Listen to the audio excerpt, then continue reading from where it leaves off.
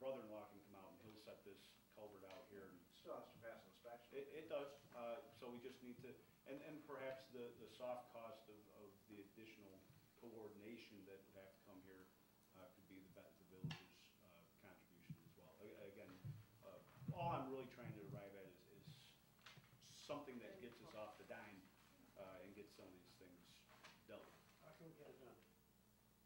You gotta start with Bruce instead of certain traffic.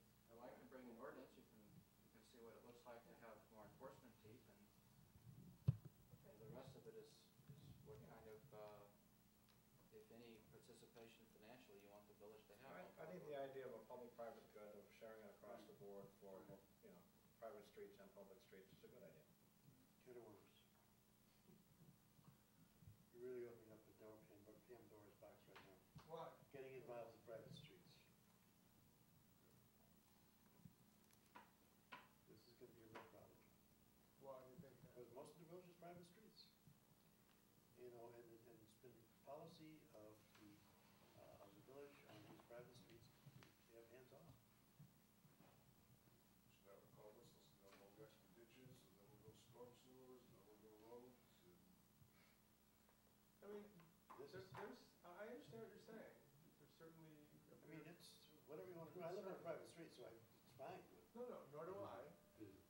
No, you live on a I public street. understand what you're saying. I live on a public street, Hoffman Lane Public. Yeah, I live on a private You street. live on private.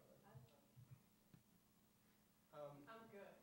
I mean, Why don't we look at some kind of an ordinance, and then we can certainly think about this. I understand what you're saying, but I don't disagree necessarily with that. How else do we approach it if we can't figure out a way? We don't have to make any public contribution at all. It doesn't have to be a sharing. you could just do what you were suggesting. And then you're not opening up a can of worms. Then it's just Just enforcement. enforcement. And we could restrict enforcement to really egregious situations. Maybe that's the better way to go, Well, and not do a public contribution. Okay, smacks of the fence ordinances and the deer fence and everything else that we didn't enforce the fence ordinances the way we could. Let's not go there right today. Yeah, I think that's a good suggestion. We know. It has become a Pandora's box of its own. When I say egregious, I mean, the difference was it was either allowed or it wasn't. What I'm talking about here is based on performance. If the culvert fails a certain performance level, that's one that you say you must fix. I mean, that's why Pat was developing that. Okay. Understood. All right, let's go to work. Yes, sir, you want to make a comment? I just wanted to make Your name, please. Mike Clayton, 3030 Blackthorn. Clayton.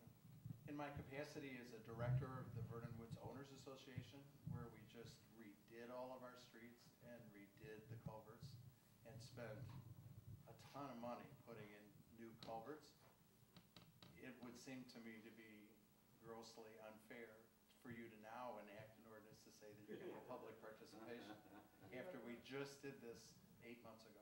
We waited for you. We knew that, that's why we wanted And we to wait. clean our own ditches. Thank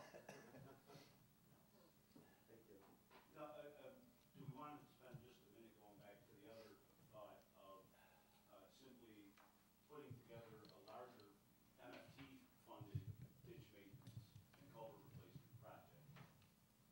I think you ought to pursue It's that worth looking at, yeah. even Look at No both. matter what.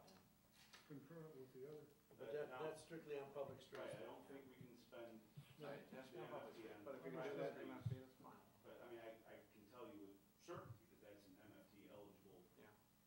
task, so I would just suggest that we would pick a number like $50,000 or $80,000 project to Okay. justify. The best idea was still the fire trucks. And then would Just let them blast the water through there, that was still the best idea.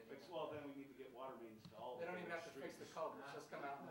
would we then be funding it in whole by the village? It would be it would technically, it's state money, it's the motor fuel Well, tax money. right. Right, then there would be no local or no resident portion of that, unless the board wanted. Yeah, Right. I should have asked that. Because, because my concern would be, at that point, then the resident next to the one that got the new culvert would be like, well, I want the village to pay for mine now. Yeah, but It's not We're not gonna fix the whole thing. I could go out and break it. It's actually harder than you think. I do object that Mr. Glenn has filibustered and now has won the bet. Slightly unfair, sir. We're nicknaming it Yeah. Gordon. All right, so I think we got the marching orders, both of you. Bruce is going to work on some ordinances, and Pat is gonna work on a motor fuel tax, is that correct? Okay. Visitors wishing to address the board? Hearing none, Badger meters. Badger meter. Something I said to everybody back in December 22nd, so it's been almost 4.5, 5 months here. We've had so many other things going on, we haven't been able to bring this back up, but refresh your memory. You have Badger meters. Meters have electronic readers that sit on top. They're battery operated.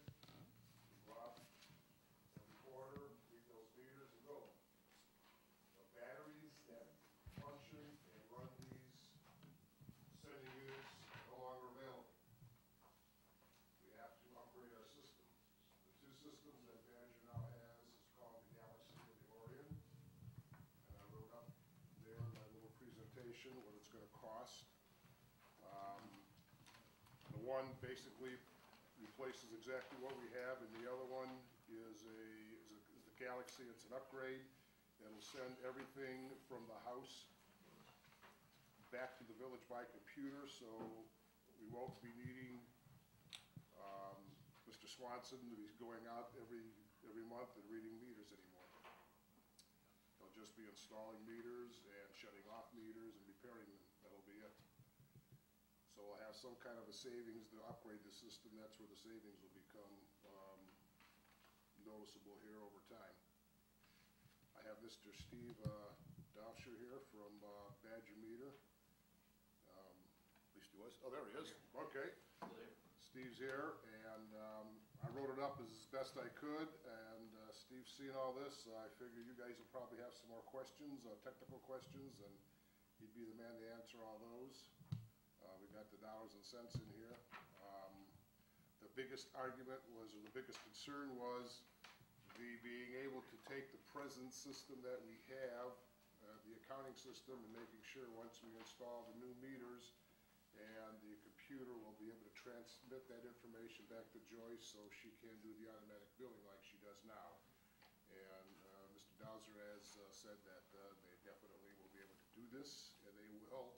If there's any problems, they will fix it and make it work with our system at their cost. What would you propose as the payment schedule for the village for this? You put the system in, we test it, then we pay you? Actually, yeah, that would be a fine way to do it.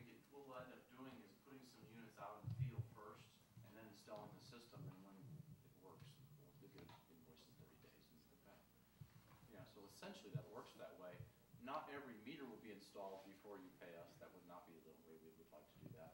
But some sampling of meters in the system, you'll actually want that, because when we come in and install the software and run the system, then information's there to use for training purposes, and you can see that it works. It'll confirm How what's in the many system. samples? Just give me an example. We have 1,200. A dozen or two are scattered about the village would be what we Because that normally do. has the effect of demonstrating that it's working, that the system can be received. Right. Our concern was whether we receive this from different points through all the wooded areas in the village. Right, and there are a couple of caveats that we need to talk about, I would think. Our proposal is to put an antenna on the top of your water tower. There's a receiver antenna, and that information would come over the cellular network through a website into your computer system here. So you gather all the readings real time at your computer as they come into that collector. If it works as well as AT&T, you won't get a signal. It depends on how many collectors you have. So we have the one collector which we believe will do the whole village. In fact, Russ, you've got a map that we drew, and you can see the coverage area. We've also said, and Badger Meter has backed us up, that if you need another collector, that would be provided. We just have to have a place to put it. We have to find a location. How high does it need to be? The higher the better. We actually looked at a location down south on a short pole on